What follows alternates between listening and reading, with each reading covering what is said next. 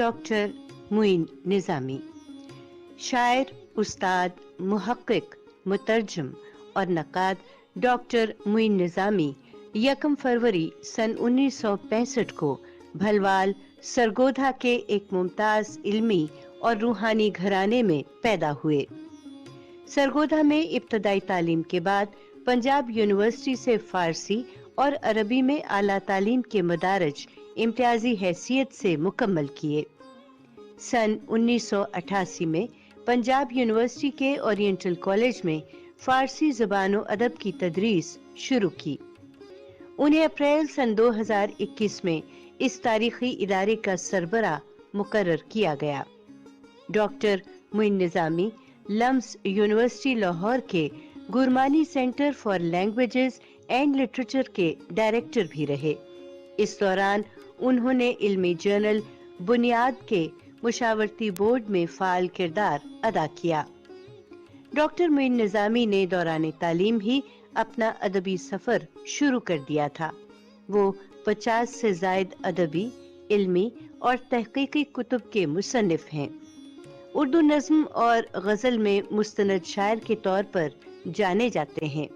उनके शेरी मजमुओं में मतरूक, इस्तिखारा, तलिस्मात और तजसीम को ख़ास अहमियत हासिल है।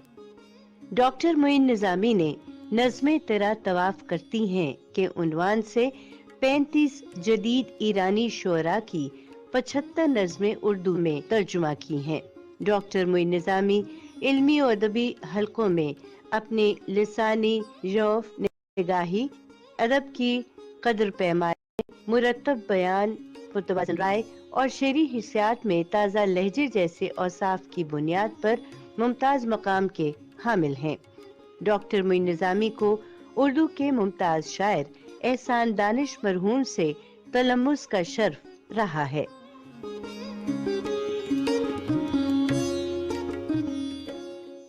आदाब।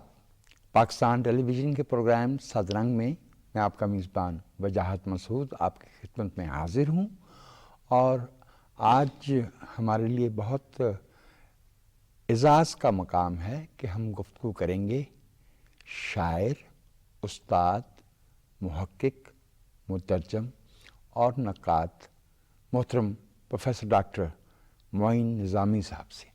डॉक्टर साहब आदाब। बहुत शुक्रिया।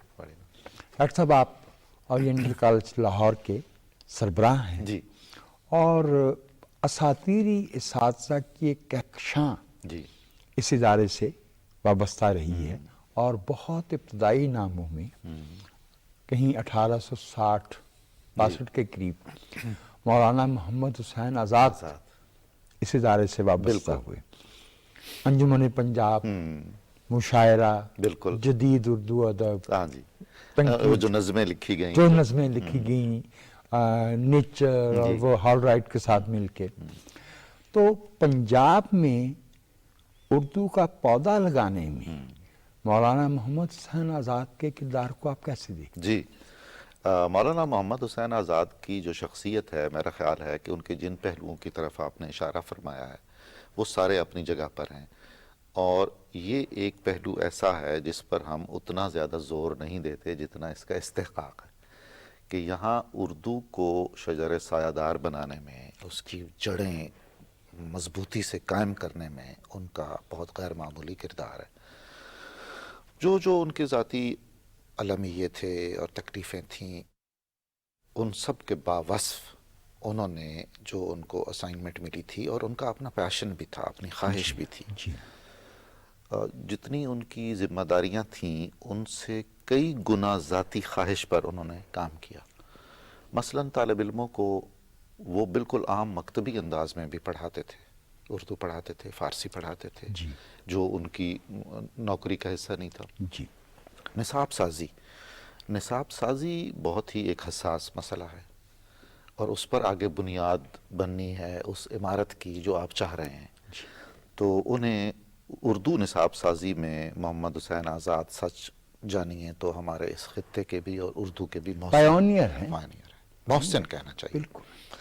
इलावा असी शायरी जो ज़ाहिर है वो एक असाइनमेंट थी। ये बड़ी दिलचस्प बात है کہ یعنی ہم اس پر کئی آراء کا اظہار کر سکتے ہیں کہ جب ایک طے شدہ موضوع پر آپ ایک طے شدہ ایجنڈے کے تحت شعر کہتے ہیں یا کوئی تخلیق کرتے ہیں تو اس کی حیثیت کیا ہوتی ہے.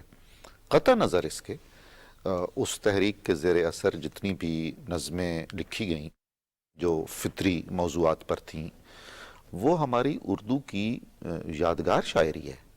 ہم ایسا نہیں ہے کہ اس سے صرف نظر کر سکتے ہیں, نہ وہ لفظی طور پر اور نہ معنوی طور پر. محمد حسین آزاد نے تعاون بھی کیا اور کچھ جہتوں سے ایسا بھی کیا جو ان کا اپنا جی چاہ رہا تھا.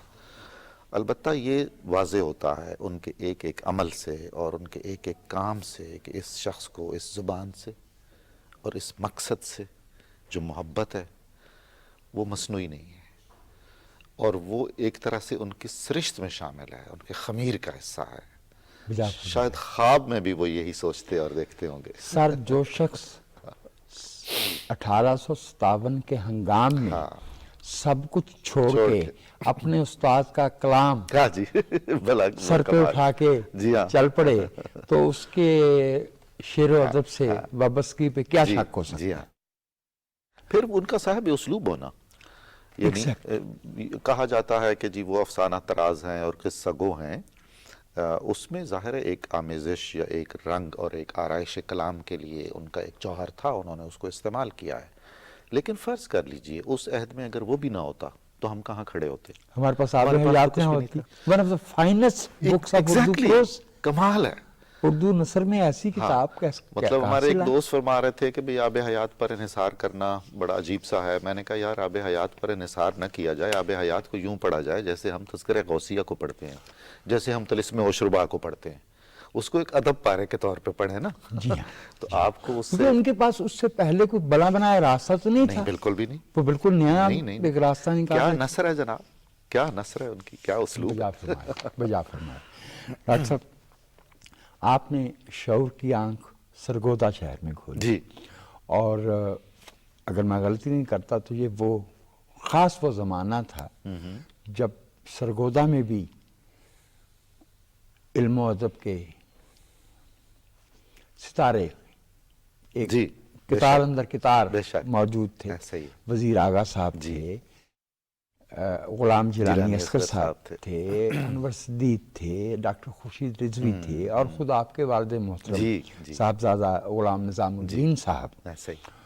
تو کچھ بتائیے کہ آپ نے ان صحبتوں سے استفادہ کیا, کس طرح کا وہ شہر تھا, اور شہر میں جس کی اب معلوم ہوتا کہ گویا علمی اور ادبی ویسی نہیں ہے, تو کچھ اس کے بارے میں فرمائیے. جی. سرگودا جس زمانے کا میرے بچپن کا اور لڑکپن کا اور جوانی کا ہے, جس دور کا آپ ذکر فرما رہے ہیں, وہ واقعی بہت اچھا شہر تھا. ایک تو پرسکون تھا, وہ شہر بھی تھا اور مزاجن اور طبعاً ایک گاؤں تھا, اور اس میں وہ اقدار اور روایات بھی تھیں جو ایک دیہاتی معاشرے میں چلی آتی ہیں. کہا جاتا تھا زمینداروں کا شہر ہے. یہ لوگ ایک کہکشاں جن کا آپ نے ذکر فرمایا ہے, میں نے یہ سارے دیکھے ہیں, اور اس کے علاوہ بھی وہاں بہت سارے لوگ تھے. علامہ اخگر سرحدی تھے, صوفی فقیر محمد فقیر تھے, ایسے لوگ تھے. ان میں غلام جیلانی اصغر میرے والد محترم کے استاد بھی تھے اور پرنسپل بھی تھے. مجھ پر بھی ہمیشہ انہوں نے بڑی شفقت فرمائی. وزیر آغا تو یوں کہنا چاہیے کہ سرگودا اور دبستان سرگودا کی پہچان ہے, وہ ایک علامت بن گئے اب ہمارے لیے. اب وہ وزیر آغا نہیں رہے, ان کی شخصیت ایسی ہے. ابھی ایک عہد کا نشان ہے. سرگودا یونیورسٹی نے ان کی خدمات کو کچھ خراج تحسین پیش کرنے کے لیے ان کے نام پر ایک پروفیسرشپ قائم کی ہے, چیئر قائم کی ہے. جی, میں وہاں حاضر ہوا تھا اور میں نے وہاں یہی عرض کیا کہ اب وزیر آغا محض سرگودا کا نہیں بلکہ اردو کا اور پورے ملک کا سرمایہ ہے, اور یہ ایک معمولی سا خراج تحسین ہے جو ہم ان کو پیش کر سکتے ہیں. میرے استاد زندہ ہیں ماشاءاللہ, اللہ تعالیٰ انہیں طویل عمر عطا کرے, ڈاکٹر ہارون الرشید تبسم. جی ہاں جی, وہ بہت ہمہ جہت, بہت فعال, یعنی اتنا زیادہ ہم نے ان سے پڑھا تو الگ, جو ان سے تربیت پائی. جی, تقریبات کے انعقاد کی، جی اکابر کو انوائٹ کرنے کی، ان کو ریسیو کرنے کی، اس کے بعد کمپیئرنگ کرنا، نظامت کرنا، تلفظ کو درست رکھنا، اس کے بعد اس کی رپورٹ لکھنا، وہ اخباروں کو بھیجنا. تو ایسے لگتا تھا کہ جیسے زندگی یہی ہے، ایسی سرگرمی تھی. مجھے نہیں یاد کہ کوئی ہفتہ اس زمانے میں ایسا ہوتا ہو میری زندگی کا، میں when I was in college، کہ کوئی ادبی تقریب زوردار نہ ہو جس میں وزیر آغا یا غلام جیلانی اصغر یا اس کیلیبر کے یہ لوگ نہ ہوں. پھر چائے پر اور ادھر ادھر کی جو نجی محفلیں ہوتی تھیں ان میں ان کی آپس میں جو شگفتہ بیانیاں ہوتی تھیں وہ خود ایک تربیتی آپ سمجھ لیجیے اوقات ہوتے تھے. بالکل ہم سیکھتے تھے، ایسے ایسے اشعار ان سے سننے کو ملتے تھے. پھر لاہور سے مہمان آتے تھے، ہر مہمان نے آغا صاحب سے ملنا ہوتا تھا، غلام جیلانی اصغر صاحب سے ملنا ہوتا تھا، اس میں ہم بھی شامل واجہ ہو جاتے تھے.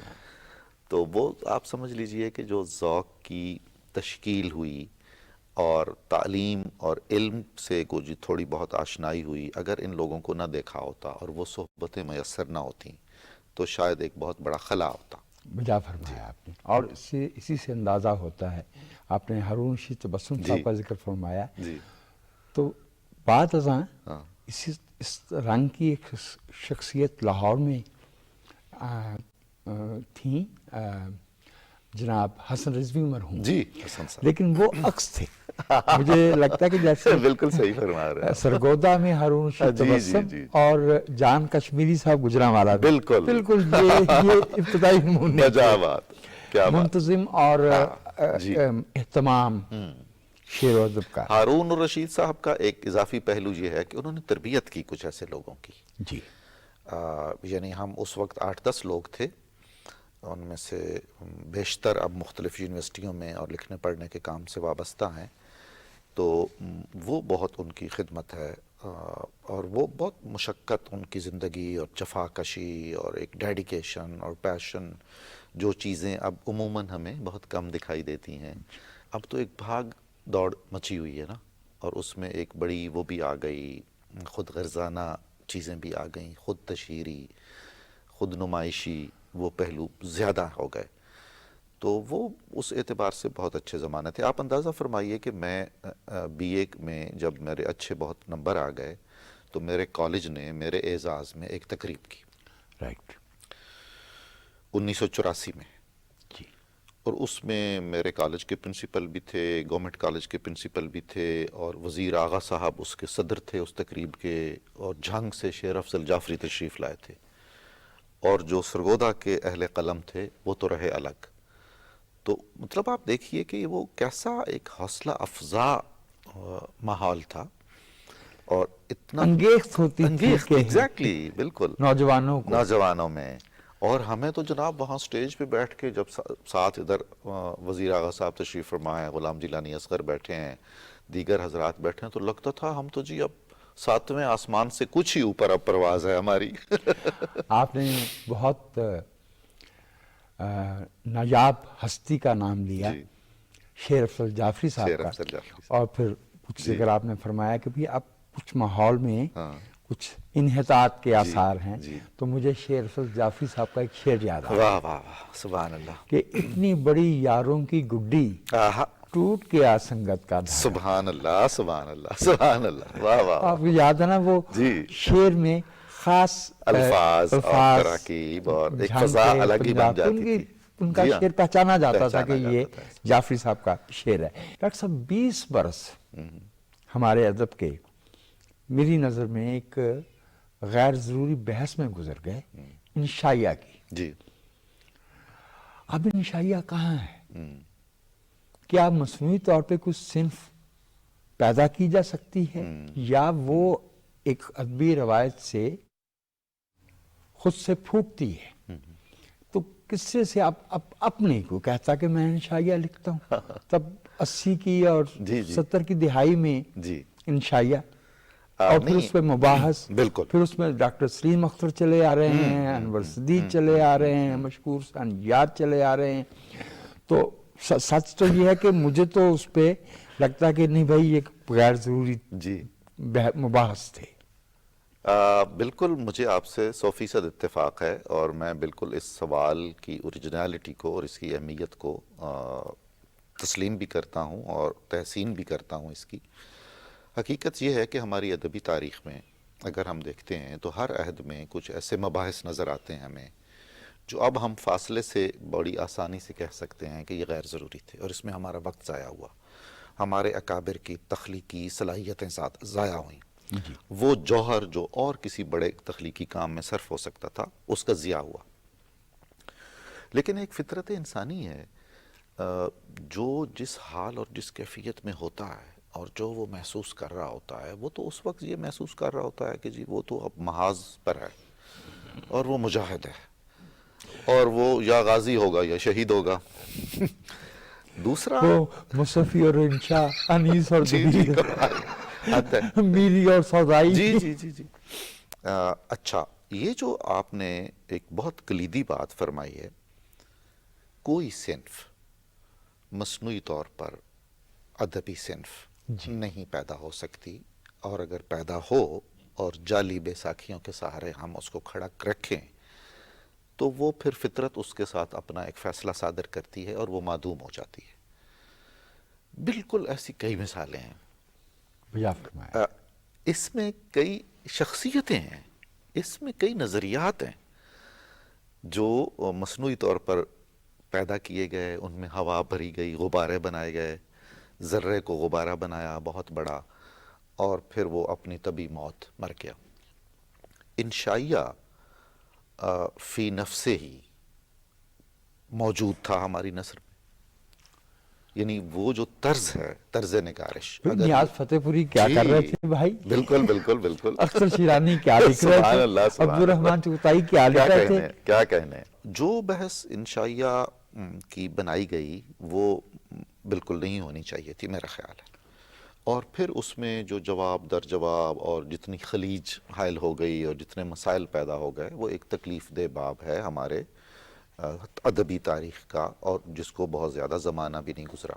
ڈاکٹر صاحب، آپ سے گفتگو کا سلسلہ جاری رہے گا، ہمیں ایک وقفے کے لیے جانا ہے۔ حاضرین، آپ ہمارے ساتھ رہیے گا۔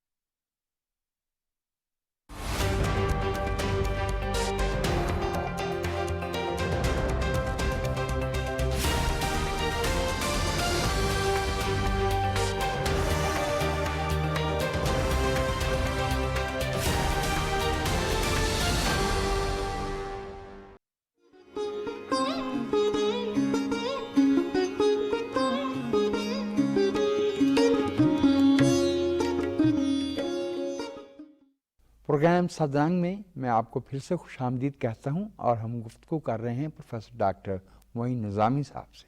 آپ کو احسان دانش مرحوم سے جی تعلق رہا، جی تو ان کا انتقال مارچ 1982 میں ہوا، جی۔ تو تلمس کا سلسلہ تو مختصر رہا ہوگا۔ جی، میرے ایکچولی جو احسان دانش ہیں وہ میرے دادا کے دوست تھے مرحوم کے۔ رائٹ۔ میرے دادا چشتی نظامی خانقاہ کے سجادہ نشین تھے، ان کا نام تھا خواجہ غلام سدید الدین۔ جی۔ تو یہ سدیدی جتنے بھی لوگ لکھتے ہیں اپنے نام کے ساتھ، یہ ان کے مرید ہیں۔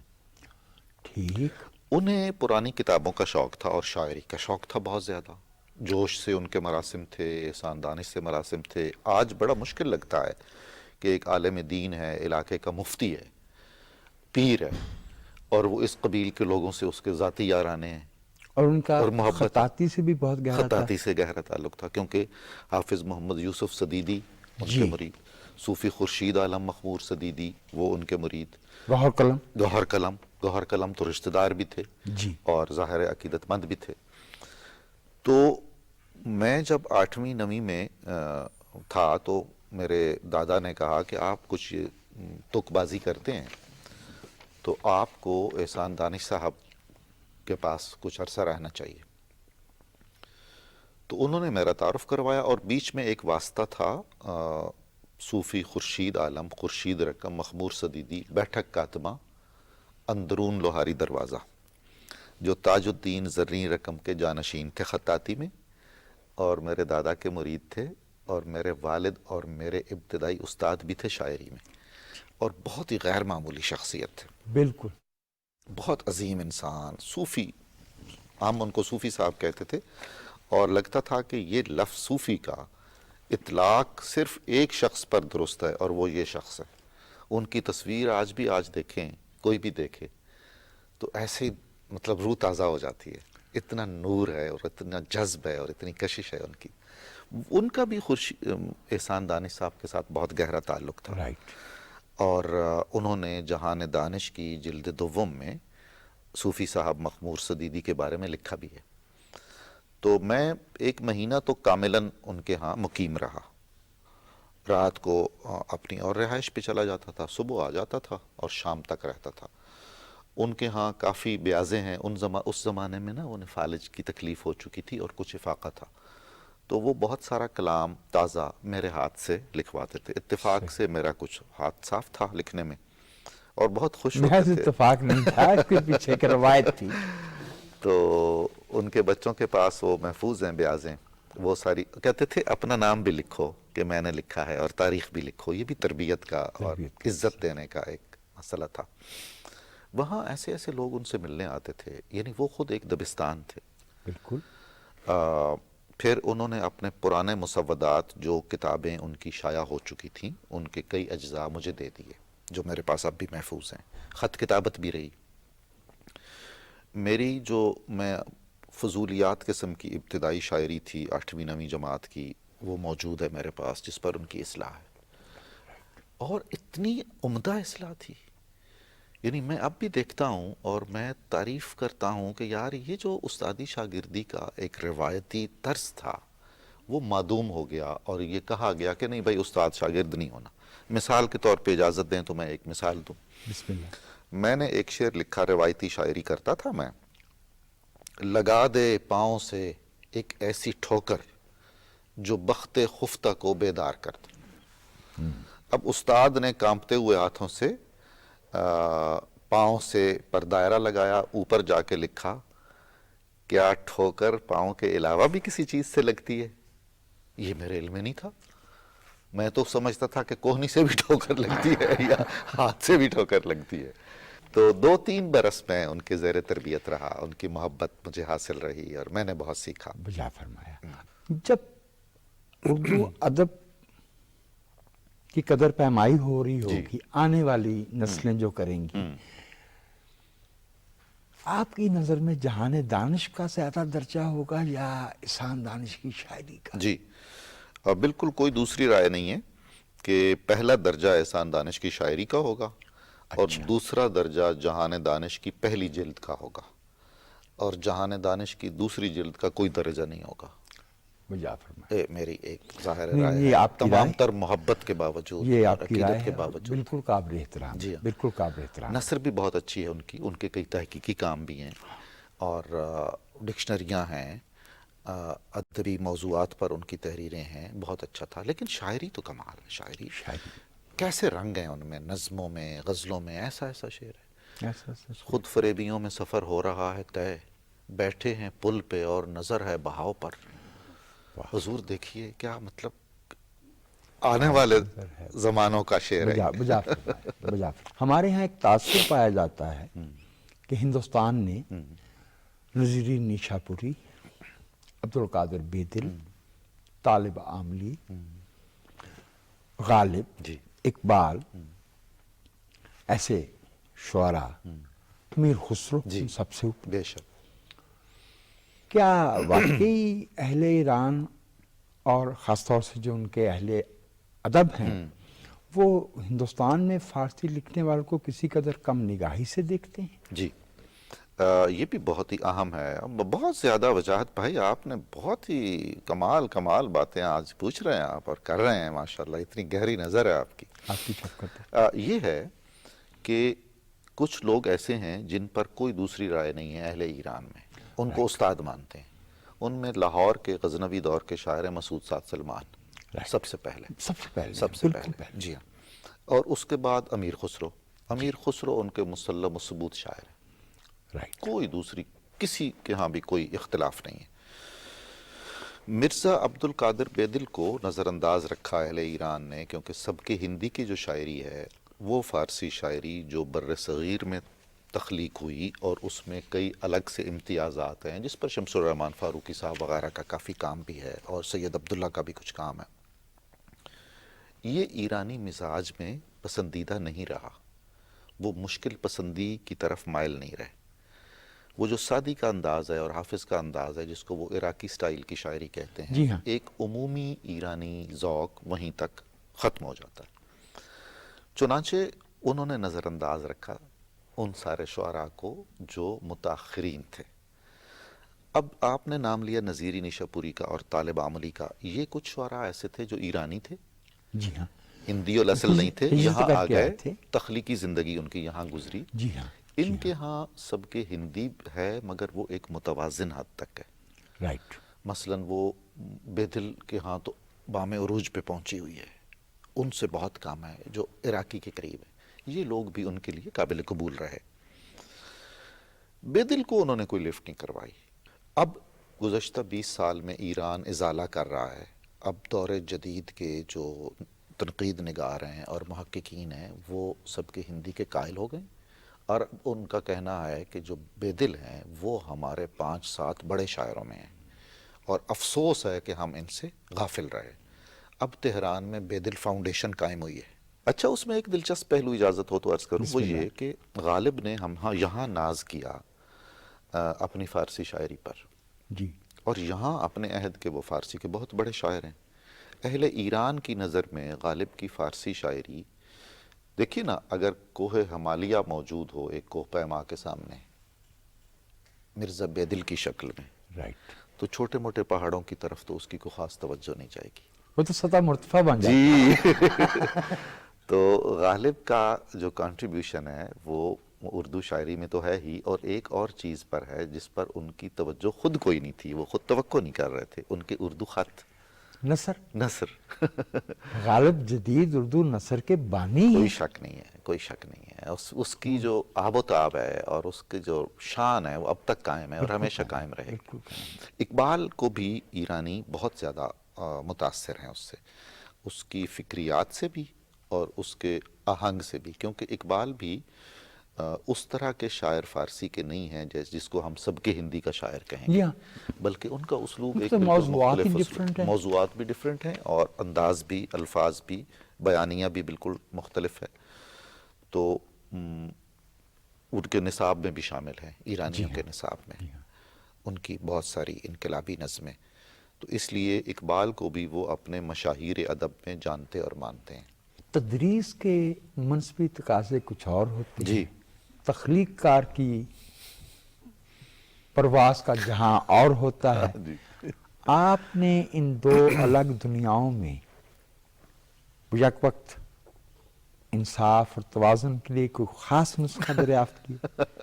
جی, اس میں ایک تیسرا پہلو بھی ہے, اور وہ بالکل اور فضا ہوتی ہے, انتظامی عہدے. جی ہاں. تو اس میں سب سے زیادہ میں سمجھتا ہوں, آپ اگر یہ کہہ رہے ہیں کہ انصاف کیا, تو میں تو اس طرح نہیں سمجھتا ہوں خود کو, میں انصاف نہیں کر پایا. انصاف کرنے کی تگ و دو میں البتہ ضرور لگا رہا نیک نیتی سے. البتہ اچھا یہ ہوا, اور اس میں اپنی اتنی کاوش نہیں ہے کہ جو تخلیق کار تھا وہ بھی کسی نہ کسی حیثیت میں موجود رہا, زندہ رہا. اس نے شاید سخت جان تھا, اس نے اپنا حضور, اپنا پریزنس, اپنا وجود برقرار رکھا. اچھا, اب میں زندگی کے اس مرحلے پر ساری جمع تفریق کر کے یہ سمجھتا ہوں کہ یہ ایک بہت مشکل عمل ہے.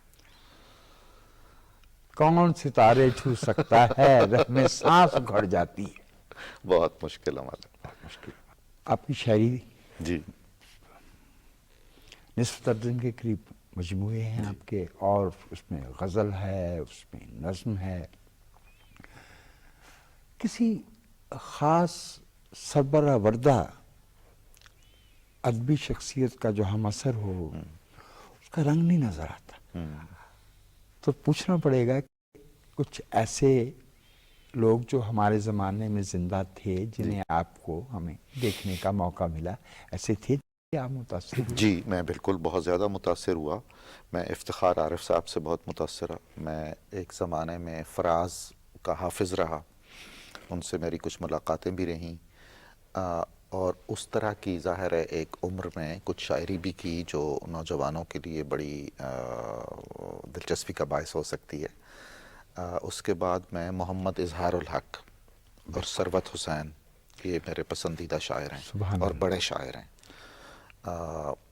अपने बिल्कुल जो हम उम्र लोग हैं उनमें अब्बास ताबिश और सऊद उस्मानी हैं, जिनसे मेरा बहुत रब्त ज़ब्त भी है और जिनसे मैं मुतासिर हूँ, बाकायदा बहुत ज़्यादा मैंने उनसे सीखा है।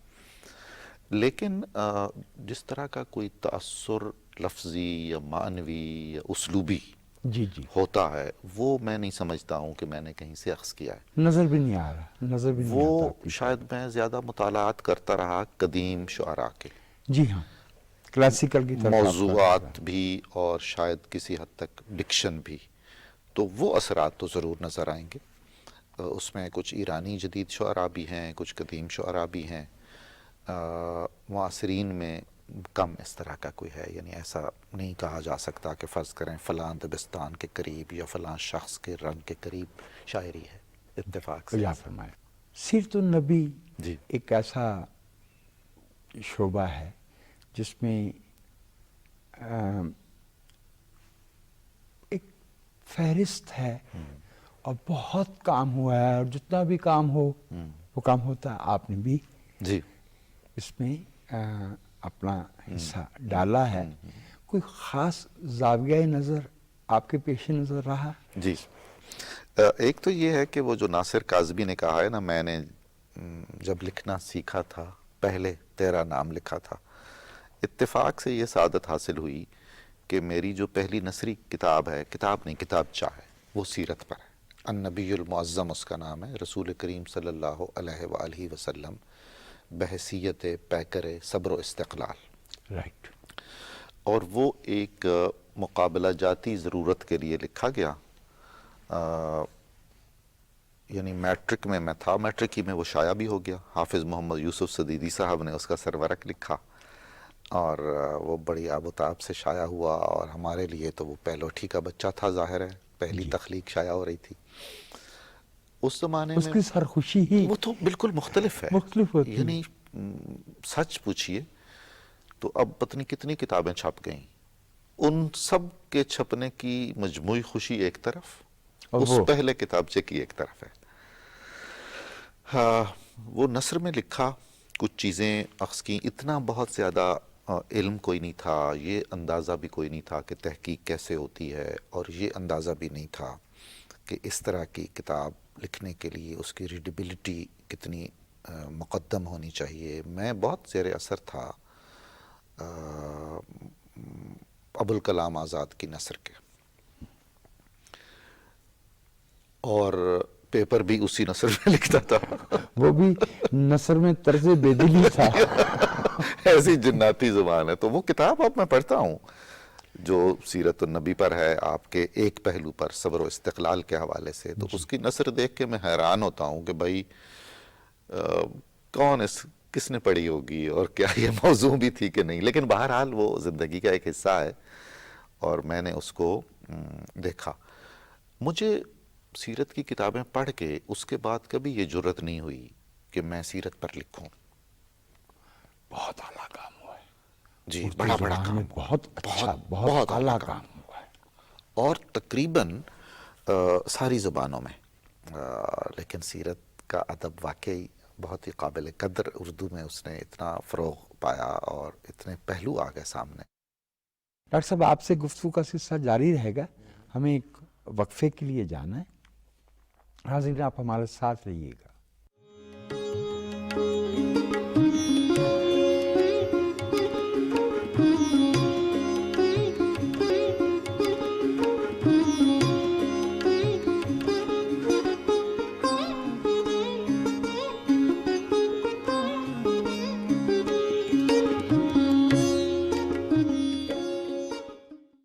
प्रोग्राम सदरंग में मैं आपको फिर से खुश आमदीद कहता हूँ और हम गुफ्तगू कर रहे हैं प्रोफेसर डॉक्टर मोइन निज़ामी साहब से। डॉक्टर साहब, नज़में 13 तवाफ़ करती हैं, 35 जदीद ईरानी शुआरा और 75 नज़में आपने जी तर्जुमा की। जी। आपसे पहले जदीद फ़ारसी शायरी के तराजुम में राशिद साहब, रडून मीम राशिद साहब। जी हाँ। अच्छा, खुद आपने भी जदीद ईरानी फिक्शन, शॉर्ट फिक्शन जी के तराजुम किए हैं। जी। कुछ हिस्सा इसमें हमारे मोहतरम अजमल कमाल ने बहुत डाला। बहुत। डॉक्टर अतर मसूद साहब का काम बड़ा बहुत अच्छा है। जी। सर 1959 में अब्दुल मजीद सालक साहब का इंतकाल हुआ है और वो मुशायरे में फारसी कलाम सुनाते थे और दाद पाते थे। सूफी तबस्सुम। सूफी तबस्सुम। इसका मतलब ये हुआ है कि इस तादाद में फारसी दान और सुखन शनास मौजूद थे। बिल्कुल। क्या वजह हुई कि हमने खुद को फारसी से दूर किया? क्या हम इससे तमद्दनी तौर पे, तहजीबी तौर पे कमज़ोर नहीं हुए? जी बिल्कुल, मुझे आपसे इत्तेफाक है। हम तमद्दुनी तौर पर फ़ारसी से मुनक़ते होकर कमज़ोर हुए हैं, इसलिए कि हमने उसमें अपना एक ज़ख़ीरा बनाया था। वो जैसा तैसा भी था, 600-700 साल के ज़ख़ीरे से जब हमने सरफ़ नज़र कर लिया तो एक तरह से लाताल्लुक़ हो गए ना। उसमें एक तो नफ्सियाती पहलू ये हो सकता है कि फ़ारसी जब आई है तो ये सूफिया की ज़ुबान थी इसलिए कबूल की गई, और फिर ये फ़ातिहीन की ज़ुबान थी इसलिए कबूल हुई। एक तबके ने इसको सिर्फ ये जाना कि ये फ़ातिहीन की ज़ुबान है जी, और इसने मकामी ज़ुबानों को बहुत, जैसे एक इस्तेमारी ज़ुबान होती है, मकामी ज़ुबानों को इसने डैमेज किया है। तो वो एक रद्द अमल ज़हनों में था कि भाई फ़ारसी नहीं पढ़नी, या फ़ारसी मतलब मुग़लों की ज़ुबान है या बैरूनी लोगों की ज़ुबान है। तो उस तरह से ना एक बड़ा तबका था जो सूफिया के ज़ेर असर था, उन्होंने ऑन किया। चुनांचे आज भी कव्वालियाँ फ़ारसी की मौजूद हैं, राइज हैं, अमीर खुसरो का। तो फिर जब अंग्रेज़ आ गए तो उन्हें तो फ़ारसी नहीं चाहिए थी। इससे पहले हमारे ताल्लुकात फ़ारसी ज़ुबान और अदब से बड़े गहरे थे, और यूँ लगता था कि जैसे बुनियादी तौर पर एक ही ज़ुबान है, 2 शक्लें हैं उसकी। जी हाँ। अब फिर जो ज़ुबानों की साजिश शुरू हुई और उसकी जो सियासत शुरू हुई, हमारी अपनी उर्दू कई हिस्सों में बट गई। लकीर के एक तरफ उसका कोई और नाम है, लकीर की दूसरी तरफ उसका कोई और नाम है, बुनियादी चीज़ें एक ही हैं, थोड़े बहुत रंग के फ़र्क से। जब हम गाफिल हो गए फ़ारसी से, जदीद फ़ारसी से, तो हमारे लिए ऐसा खला पैदा हुआ कि हम अब फ़र्ज़ करें आप अगर पढ़ें हाफिज़ या सादी का कलाम, एक अच्छा उर्दू का ज़ौक़ रखने वाला, कोई ज़्यादा मसला नहीं होता, अमीर खुसरो आसानी समझ में आ जाए। लेकिन आज का ईरानी शायर समझ में नहीं आएगा, फ़र्क पड़ गया ना बहुत। ज़ाहिर है ज़ुबान जो वहाँ जो लोग इर्तिका कर रही थी। डॉक्टर साहब, आपकी बात में इजाफा करना सूए अदब है, लेकिन मैं समझता हूँ कि इस्तेमार के पास और बहुत से ज़राए होते हैं। जी। ज़ुबान तो मुश्तरका इंसानी मीरास। जी ऐसा ही है। क्या हम अंग्रेजी के ममनून नहीं हैं? बिल्कुल। उसने हम पे आज के इल्म की खिड़कियां नहीं खोली। बेशक व शुबा। इसी तरह से फारसी का मतलब ये था कि हम वस्ती एशिया से ईरान तक जी, और ख़ुद हमारे यहाँ जो तहजीबी और इल्मी इर्तिका होना था, मेरे ख्याल में उसमें तज़ल्ज़ुल आया है। बिल्कुल तज़ल्ज़ुल आया है। बुनियादी तौर पर यह तय होना चाहिए कि कोई भी ज़बान ज़बान गैर नहीं है। ज़बान गैर नहीं है, वो हमारी ही ज़बान जी, हमारी ही ज़बान है। जब इंसानों के दुख और खुशियाँ मुश्तरक हैं, बिल्कुल, तो उन्हें बयान करने वाला जो ज़रिया है वो ज़बान है।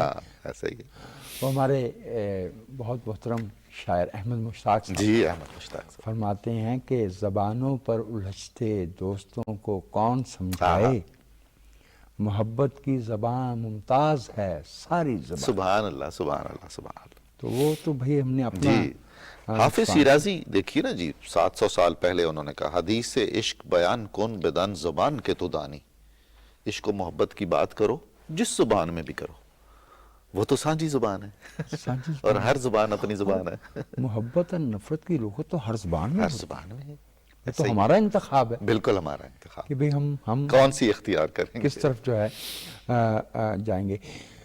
کوئی احیاء کی کوشش دارا جاتی سطح پہ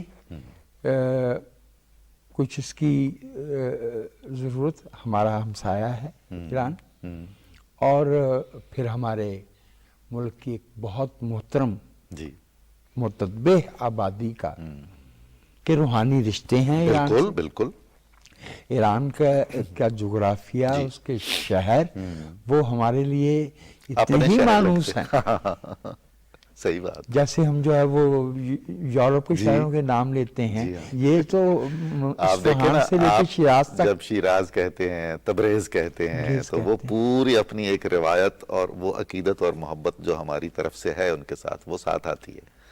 تہران کہتے ہیں، تہران کہتے ہیں، اور ہم تو تہران میں اجنبی بھی کہتے ہیں۔ بالکل، بہت خوب، تو وہ تو ہمارے جی ایسا ہی ہے، ہماری شعری لغت کا بے شک و شبہ حصہ ہے، ایک ستون ہے جی، ایک ستون۔ حصہ ہے۔ ڈاکٹر صاحب، آپ جب غزل کہتے ہیں تو وہ کلاسیکی روایت میں رچی ہوئی، جو آپ نظم کہتے ہیں وہ بالکل اس کی جدید لغت ہے، اس کے موضوعات بالکل جدید ہیں۔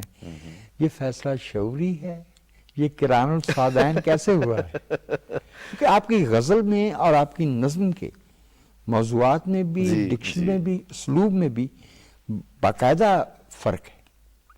جی، یہ آپ بجا فرما رہے ہیں، تو یہ مرج البحرین جو ہے، اس میں کوئی شعوری کاوش نہیں شامل۔ ایک تخلیق کار جب مختلف تجربے کر رہا ہوتا ہے، بلکہ اس سے تجربے ہو رہے ہوتے ہیں، جی، تو کسی ایک سطح پر جا کر اسے احساس ہوتا ہے کہ شاید اب یہاں میں ذرا پرسکون ہوں، جو میں کہنا چاہ رہا ہوں شاید وہ اس پیرائے میں میرے لیے آسانی ہے اور سہولت ہے۔ تو یقیناً میری جو غزلیں ہیں ان میں وہی رچاؤ یا وہ آپ کہہ لیجئے کلاسیکیت کے عناصر غالب ہیں، لفظوں میں بھی، بہت سارے موضوعات میں بھی، اور نظموں میں مختلف ہے، مگر نظموں میں بھی بہت پرانے اور کچھ متروک اور کلاسیکی موضوعات ایک نئے پیرائے میں آ گئے اتفاق سے۔ البتہ میں ایک تبدیلی یہ محسوس کرتا ہوں خود میں جو غیر شعوری ہے۔ جی فرمائیں۔ مجھے سیاست سے دلچسپی نہیں ہے عملاً اور نظریاتی طور پر بھی، لیکن 10-12 سال سے میں عالمی سیاست کے جو اتار چڑھاؤ ہیں اور کسی حد تک داخلی کے، وہ غزل میں بھی موضوع بن رہے ہیں اور نظم میں بھی بن رہے ہیں۔ اور آپ ڈالر کا ریٹ بھی پوچھتے ہیں۔ جی ہاں، اس کے تو اور وجوہات ہیں۔ یہ ایک تبدیلی جو میرے لیے خود بڑی مختلف تھی، اندازہ نہیں ہوتا۔ ہمارے ہاں ایک روش نہیں ہے جو ہونی چاہیے کہ تخلیقی تجربہ کیا ہے، جی، اور ہر تخلیق کار کو کوشش کر کے لکھنا چاہیے کہ اس کا جو تخلیقی عمل ہے وہ کیسا ہے، کیسا ہوتا ہے۔ اس پر زیادہ مواد ہمارے ہاں نہیں ہے۔ اپنے آپ سے باہر نکل کے کھڑے ہو کے خود کو دیکھنا دشوار بہت تو مشکل ہے، تجربہ ہوتا دشوار ہے، ہے۔ بہت آپ کی دشوار۔ شاعری کا ذکر ہوا، جی، تو ڈاکٹر صاحب میری ایک درخواست ہے، آپ کی ایک بہت ہی مختصر سی نظم ہے جی، جو مجھے بہت پسند ہے۔ اچھا، ماشاء اللہ، یہ تو میرے لیے بہت اعزاز ہے۔ چاہ رہا ہوں کہ آپ کی زبان سے جی، ہمارے ناظرین جی، وہ نظم میں سنیں۔ ضرور۔ میں نے اس کتاب میں نا اس پہ نشان اچھا، نمایا ہے، بہت خوب۔ اور پھر اس کے بعد میں چاہوں گا جی، کہ آپ اپنے پسند سے جی، کوئی نظم یا غزل جی، وہ ہمارے دیکھنے والوں ضرور، کے ضرور، حسن سماعت۔ بہت شکریہ۔ یہ ایک مختصر سی نظم ہے جی، پرانے زمانوں میں جینا۔ واہ، میری صحبتیں بیشتر ان اکابر سے ہیں جو بظاہر اب اس عالم آب و گل میں نہیں ہیں، جو بظاہر جو بظاہر اب اس عالم آب و گل میں نہیں ہیں۔ نہیں ہے، میرے روز و شب ان کے فکر و نظر کی مہک سے معطر ہیں، ان کا سخن میری رویدگی سینچتا ہے، میری روحیدگی سینچتا ہے، पुराने ज़मानों में जीना भी क्या तजर्बा है। पुराने ज़मानों में जीना भी क्या तजुर्बा है, यानी मेरी वाक़यातन तमाम जस्तजू। हाँ जी, खोए हुओं की जस्तजू। हाँ जी, ऐसा ही है, बिल्कुल। बहुत इनायत आपने इसको बिस्मिल्लाह, पसंद फरमाया जी। अपनी- मैं कोई एक चीज़ और जी, सुना ज़रूर। देता हूँ। इस फाले खुश अदा में कशूदे सितारा है। फिर पढ़िए। इस फाले खुश अदा में कशूदे सितारा है, फाल खुश अदा में कशूदे सितारा है, सितारा है, पस मंजरे शजर में नमूदे सितारा है, पस पस मंजरे शजर में नमूदे सितारा सितारा है। है। पहले ये तय करो कि उफुक है भी या नहीं, पहले ये तय करो कि उफुक है भी या नहीं, बेकार बहसे बूदो नबूदे सितारा है, वाह वाह वाह वाह। बेकार बहसे बूदो नबूदे पहले सितारा है। मुबादियात तय कर दिए थे। वाह वाह। क्या दिन में इनके होने से इनकार है तुम्हें, क्या दिन में इनके इनके होने से इनकार है तुम्हें? क्या सिर्फ रात ही को वजूदे सितारा है, वाह वाह वाह वाह। क्या सिर्फ रात ही को वजूदे सितारा है। फिर इंतहाए शब में चली कैफ की हवा, फिर इंतहाए शब में चली कैफ की हवा, चारों तरफ सदाए दरूदे सितारा है, वाह वाह। चारों तरफ सदाए दरूदे सितारा है। उस माह रुख ने ख्वाब भी देखा अजीब सा, वाह। उस माह रुख ने ख्वाब भी देखा अजीब सा, वो है और उसकी समत सुजूदे सितारा है, वो है और उसकी समत सुजूदे सितारा है। वाह। ख्वाब में देखा है उस चांद जैसे चेहरे ने कि सितारे उसे सजदा कर रहे। अब हम हैं और खाले लबे यार है मोइन, अब हम हैं और खाले लबे यार है मोइन, अब दिल है और गुफ्त शुनूदे सितारा है। वाह वाह वाह। बहुत इनायत। डॉक्टर साहब, आपने हमें वक्त दिया, आपकी मोहब्बत, आपने हमें आपकी तालीम दी, इनायत। हम आपके बेहद शुक्रगुजार हैं। मैं ममनून, बहुत शुक्रिया। पाकिस्तान टेलीविज़न के प्रोग्राम सदरंग में आज हमने गुफ्तगू की उर्दू के मुमताज़ शायर, उस्ताद, नक्काद, मुहक्किक, मुतरजम मोहतरम प्रोफेसर डॉक्टर मोइन निज़ामी साहब से। फिर मिलेंगे ऐसे ही किसी को कामत शख्स से और बातें होंगी इल्म की, अदब की, फ़नून की। देखते रहिएगा सदरंग। आदाब।